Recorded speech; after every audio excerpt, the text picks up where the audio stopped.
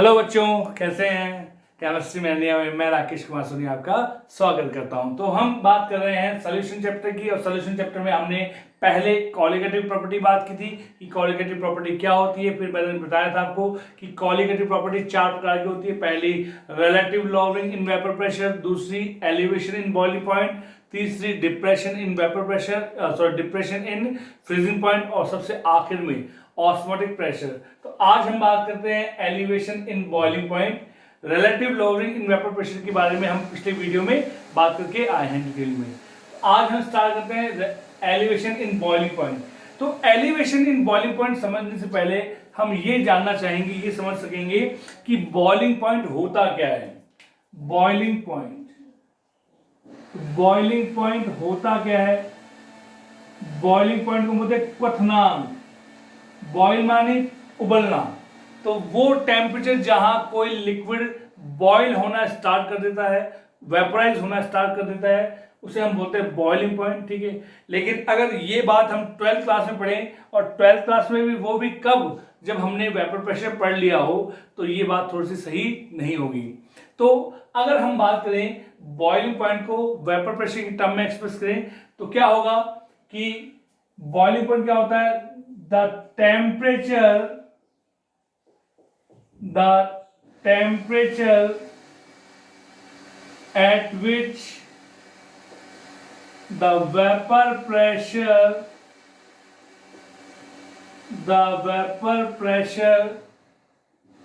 of a volatile component becomes equal to the atmospheric pressure is called as boiling point।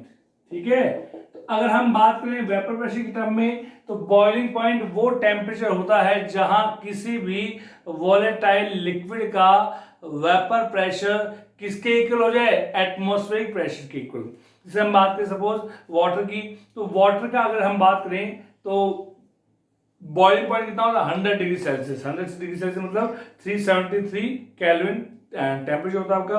तो कहने का मतलब यह है कि अगर वाटर को जब आप गर्म कर रहे हैं, तो वो वाटर तब तक बॉईल नहीं होगा जब तक कि उसका वेपर प्रेशर एटमॉस्फेरिक प्रेशर के बराबर नहीं हो जाता है। जैसे ही वाटर का वेपर प्रेशर एटमॉस्फेरिक प्रेशर के बराबर होगा, वो उबलने लग जाएगा। तो आप ये कह सकते हैं कि boiling point is called as the temperature at which any liquid boils। तो जिस टेम्परेचर पे कोई लिक्विड बॉईल होता है उसको आप क्या बोलते हैं, बॉइलिंग पॉइंट बोलते हैं। समझ यही बात, ठीक है। अब हमें क्या पता है, हमें बताया कि प्योर सॉल्वेंट है आपका, जैसे हमने बात की वाटर, तो उसका वेपर प्रेशर हमेशा प्योर सॉल्वेंट का वेपर प्रेशर सॉल्यूशन से ज्यादा होता है। कल ही बताया था मैंने आपको, या लास्ट लेक्चर में हमने बात की थी कि जब कभी भी आप किसी नॉन वॉलेटाइल सॉल्यूट को किसी प्योर सॉल्वेंट में डालते हैं, तो जैसे आप वेपर उसको डिसॉल्व करेंगे, तो सॉल्यूशन का वेपर प्रेशर क्या होगा, कम होगा। क्यों? क्योंकि नंबर ऑफ वॉलेटाइल कंपोनेंट क्या होंगे, कम हो जाएंगे आपके पास। यही है आपका। तो कहने का मतलब ये है कि वेपर प्रेशर कम हो गया। अगर वेपर प्रेशर सॉल्यूशन का कम हो रहा है, तो अब उसको उबालना है। अब उसका टेम्परेचर या उसकी वेपर प्रेशर को एटमॉस्फेरिक प्रेशर के बराबर करने के बराबर कब होगा, ध्यान देना कि जब कभी भी कोई नॉन वॉलेटाइल सॉल्यूट किसी प्योर सॉल्वेंट में आप डिसॉल्व करते हैं, तो वेपर प्रेशर जो है सॉल्यूशन का वो डिक्रीज हो रहा है। क्यों? क्योंकि number of volatile component as compared to pure solvent कम हो रहे हैं। तो वेपर प्रेशर कम हो गया। अब हम चाहते हैं कि वो लिक्विड बॉईल हो। अब वो लिक्विड बॉईल कब होगा, जब उसका वेपर प्रेशर एटमॉस्फेरिक प्रेशर क्या होगा, बराबर होगा। पहले के कंपैरिजन में वेपर प्रेशर कम हो गया, तो अगर वेपर प्रेशर आपको इक्वल करना है तो टेम्परेचर क्या करना पड़ेगा, बढ़ाना पड़ेगा। तो ये जो टेम्परेचर हम बढ़ा रहे हैं, इस टेम्परेचर को हम बोलते हैं एलिवेशन इन बॉइलिंग पॉइंट। समझ में आ रही बात? देखिए, when a non-volatile solute, NVS, N for non, V for volatile, S for solute. When a non-volatile solute is dissolved in pure solvent, then the vapor pressure of solution decreases. So in order to become its vapor pressure equal to the atmospheric pressure, we have to increase its temperature. This increase in temperature is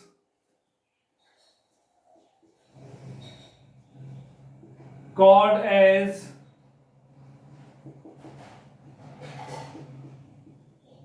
elevation in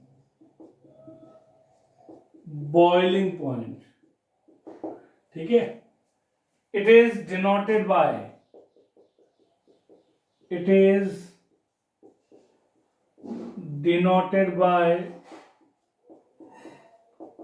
delta TV.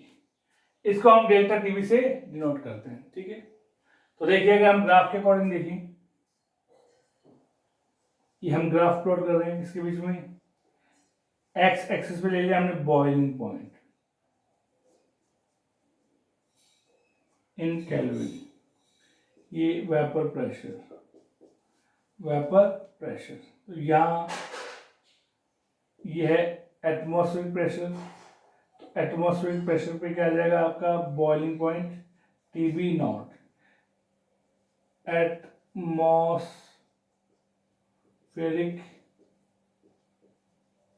Pressure. हाँ है ना? तो यहाँ पे जो boiling point आएगा उसको हम बोलेंगे boiling point of pure solvent. ये बीपी ऑफ प्योर सॉल्वेंट। अब जैसे ही आप इसमें कोई नॉन वॉलेटाइल सॉल्यूट डिसॉल्व करते हैं, तो ये यहाँ पे वेपर प्रेशर ऑफ किसी इक्वल एटमॉस्फेरिक प्रेशर के आपके। ठीक है, हाँ है ना? ठीक है ना? ये क्या है, vapour pressure of pure solvent. अब जैसे इसमें नॉन वॉलेटाइल सॉल्यूट डाला आपने, तो इसका वेपर प्रेशर क्या होगा, कम हो गया। ये यहाँ पे वेपर प्रेशर और सोल्यूशन आ गया। अब इस वेपर प्रेशर को, अब ये बॉयल कब होगा, ये सोल्यूशन बॉयल तब होगा जब ये वेपर प्रेशर इसके इक्वल हो जाएगा। तो इसको यहाँ तक इक्वल करने के लिए मुझे टेम्परेचर बढ़ाना पड़ेगा। तो सपोज मान लीजिए कि ये पॉइंट आपका था यहाँ पे, यहाँ से आपको टेम्परेचर बढ़ाना पड़ेगा। इस पॉइंट पे जाके क्या हो गया, इसके इक्वल हो गया आपका। ठीक है, तो यहाँ तक आपको क्या करना पड़ गया, टेम्परेचर बढ़ाना पड़ गया। ये हो गया टीबी। तो यहाँ से यहाँ ज़्यादा कौन सा है, टीबी, कम कौन सा है, टीबी नॉट। तो इसे हम बोलेंगे डेल्टा टीबी। ठीक है, आगे बात समझ, ये क्या था आपका, वेपर प्रेशर ऑफ सॉल्यूशन। ठीक है बेटा, समझ आई बात? तो वो कहाँ पे जाके इक्वल हो गया, यहाँ पे इक्वल हो गया आपका। ठीक है, तो ये डिफरेंस कितना हो गया आपका, डेल्टा टीबी। तो यहां से ये देखो, ये डिफरेंस, ये क्या होगा आपका डेल्टा पी, ये क्या होगा डेल्टा पी, ये पी ए नॉट, और ये क्या है पी एस आपका, तो डेल्टा पी आ गया आपका। तो एलिवेशन इन बॉइलिंग पॉइंट वो क्या होता है डेल्टा टीबी, और डेल्टा टीबी किसके इक्वल है, ज्यादा कौन, टीबी माइनस टीबी नॉट। कहने का मतलब क्या है कि जो सोल्यूशन है उसका बॉइलिंग पॉइंट क्या होता है, ज्यादा as compared to pure solvent. तो TB boiling point of solution, TB naught boiling point of solvent, और delta TB elevation in boiling point. अब हम जानते हैं as we know that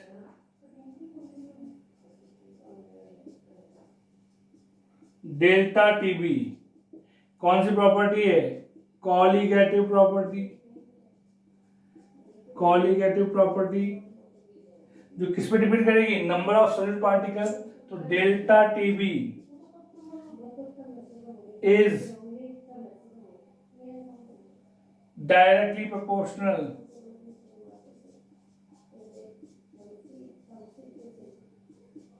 number of solute particle.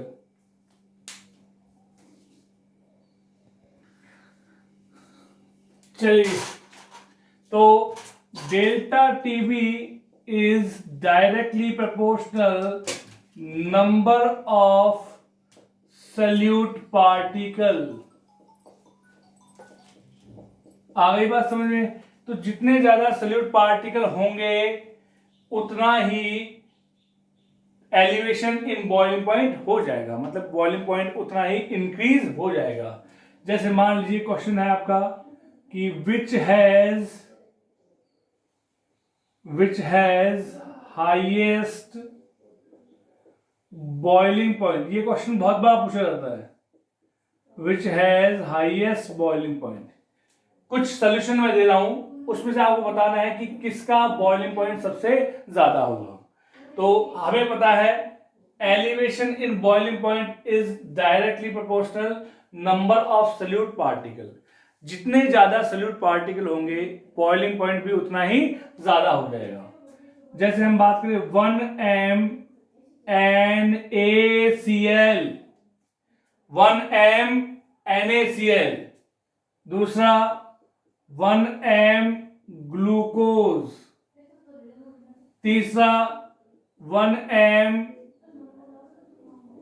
MgCl2, चौथा 1m K4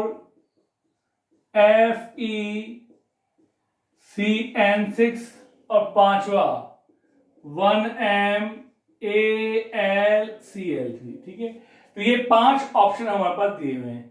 अब हमें ढूंढना है कि किसका बॉइलिंग पॉइंट सबसे ज्यादा होगा।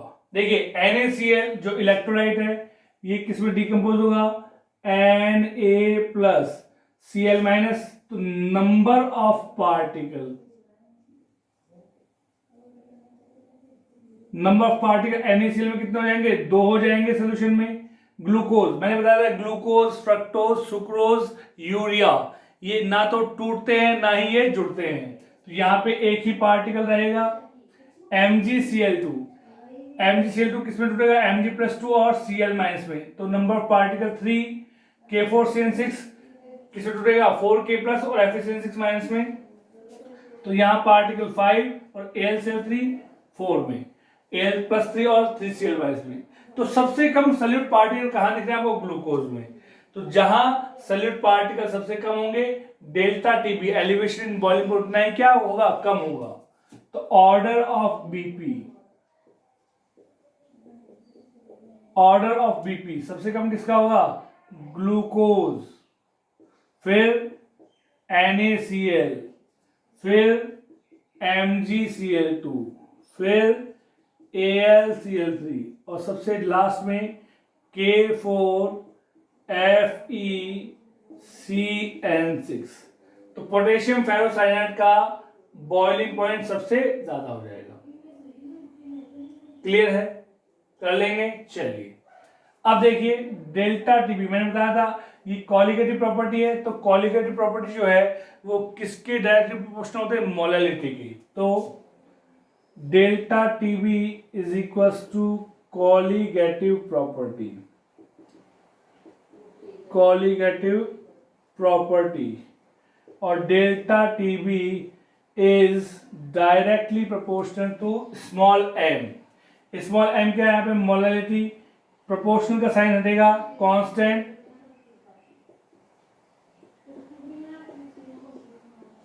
मोलैलिटी। एक बार देखिए इसको, चलिए तो delta TB is directly proportional to small M जो कि है मोलैलिटी। प्रोपोर्शनल का साइन हटेगा तो आपको पता है कांस्टेंट आता है, तो यहाँ पे डेल्टा टीबी बराबर के बी इंटू एम। तो जो के बी है वो है मोलल एलिवेशन कांस्टेंट, या इसे हम बोलते हैं इब्यूलियोस्कोपिक कांस्टेंट, इब्यूलियोस्कोपिक कांस्टेंट, ठीक है। और इसकी यूनिट जो है वो होती है kelvin kilogram mole inverse, kelvin kilogram mole inverse, ठीक है, कर सकते हैं आप। देखिए अगर हम Kb की वैल्यू निकालें तो Kb बराबर कितना होगा, delta TB upon M. Delta TB temperature है, तो टेम्परेचर की यूनिट मैंने बताया थी केल्विन में होगी। स्मॉल एम मोलैलिटी, ये होती है क्या, क्या होती है, मोल पर केजी, मोल पर केजी, हाँ है ना। तो अब इसको ऊपर आप लेके जाएंगे तो कितना हो गया आपका, केल्विन किलोग्राम इनवर्स में ऊपर जाएगा प्लस में, किलोग्राम मोल प्लस में ऊपर जाएगा इनवर्स, मोल इनवर्स। किस पे डिपेंड करेगा, constant, it depends upon nature of solvent. KB की वैल्यू सॉल्वेंट पे डिपेंड करेगी। सॉल्वेंट अगर वाटर है तो केबी की वैल्यू होगी 0.52 केल्विन किलोग्राम मोल इनवर्स, ठीक है। आगे बात समझ में। बेंजीन के लिए इसकी वैल्यू थोड़ी सी अलग हो जाएगी, बेंजीन के लिए इसकी वैल्यू होगी 1.86 के आसपास।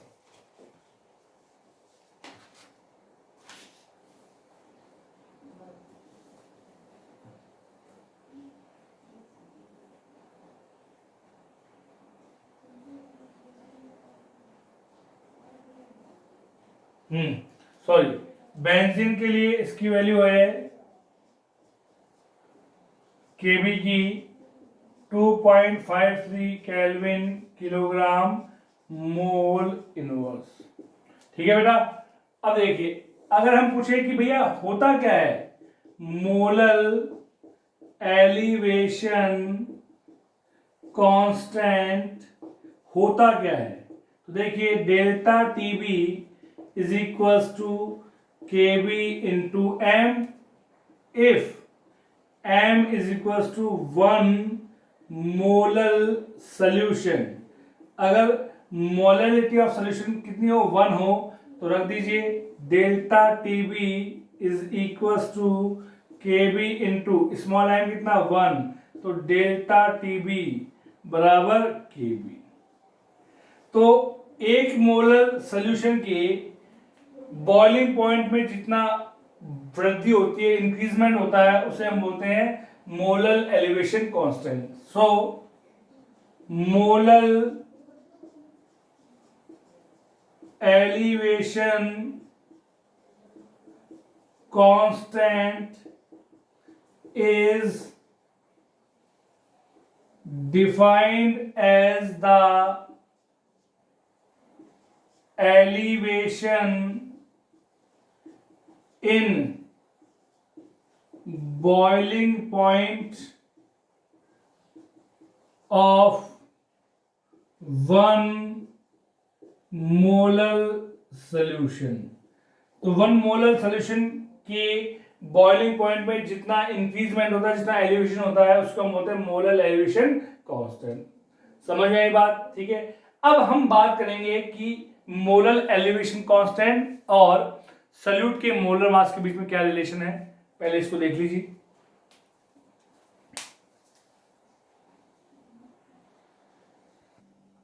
चलिए अब हम बात करते हैं relation between elevation boiling point and molar mass of solute. तो मोलर मास के सॉल्यूट के मोलर मास और एलिवेशन बॉइलिंग पॉइंट में रिलेशन क्या है। देखिए, हम जानते हैं delta TB is equals to KB, या delta TB is equals to TB minus TB naught is equals to क्या होता है, KB into M. Small M क्या है यहाँ पे, molality. Small M molality, molality small M वो क्या होती है, W B into 1000 upon M B into W A. ठीक है, तो ये वैल्यू हम यहां पे पुट कर दे। तो delta TB is equals to TB minus TB naught is equals to KB into W B into 1000 upon M B into W A. ठीक है, ठीक है बेटा। तो यहां से अगर आप मोलर मास निकालना चाहें, एम बी निकाल सकते हैं। मोलर मास ऑफ सॉल्यूट बाहर निकालें, एम बी बराबर क्या हो जाएगा, K B into W B into 1000 upon delta T B into W A. कर सकते हैं, हो सकता है आपका। तो इस प्रकार से आप चाहे बॉइलिंग पॉइंट ऑफ सॉल्वेंट निकालें, चाहे बॉइलिंग पॉइंट ऑफ सॉल्यूशन निकालें, चाहे एलिवेशन बॉइलिंग पॉइंट निकालें, चाहे मोलर मास ऑफ सॉल्यूट निकाल सकते हैं। देखिए,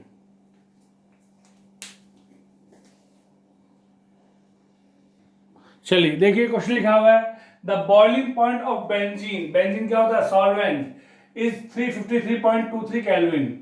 The boiling point of solution becomes 354.11 Kelvin on dissolving 1.80 gram of non-volatile solute in 90 gram benzene।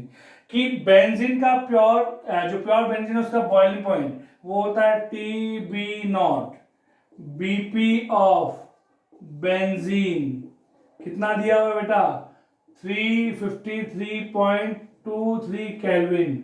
क्या बोल रहा है कि जब 90 ग्राम बेंजीन में, 90 ग्राम बेंजीन वो हो गया आपका डब्ल्यू ए कितना, 90 ग्राम।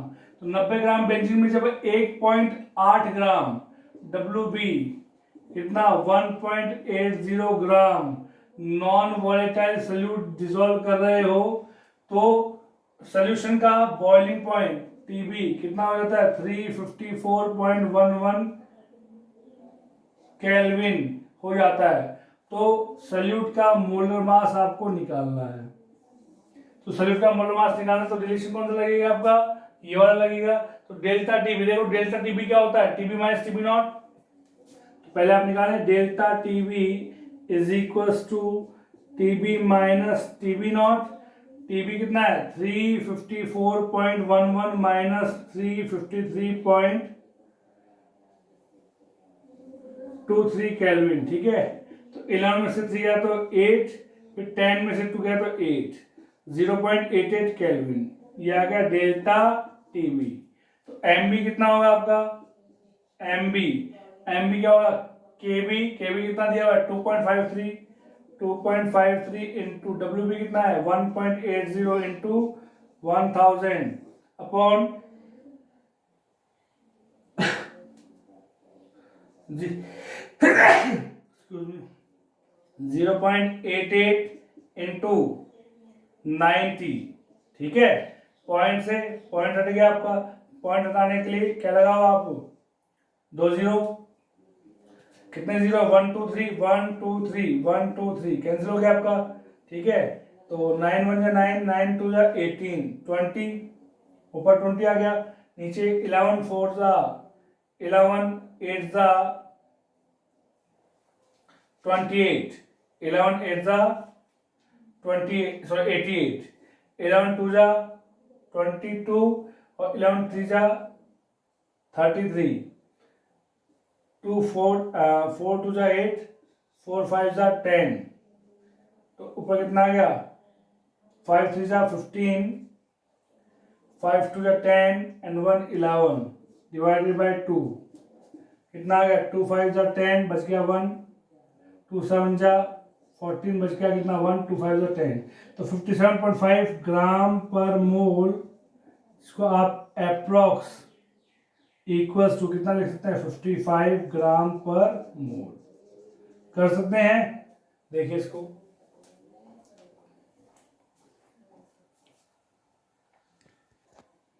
अगर आपको केबी की वैल्यू निकालनी हो तो वो भी निकाल सकते हैं।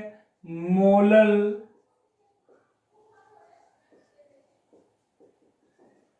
एलिवेशन कांस्टेंट, केबी की वैल्यू आप निकाल सकते हैं। केबी क्या होता है, KB is equal to M A into R into TV naught square upon 1000 into delta H vaporisation.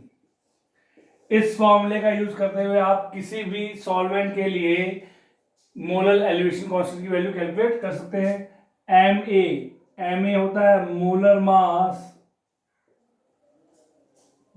Mass of solvent. अगर वाटर है तो 18 होगा, अगर बेंजीन है तो 78। आर क्या है बेटा, गैस मोलर कांस्टेंट, ठीक है। टीबी नॉट क्या है, बॉइलिंग पॉइंट ऑफ सॉल्वेंट। और डेल्टा एच वेपोराइजेशन, उसे क्या बोलते हैं, एंथैल्पी ऑफ वेपोराइजेशन।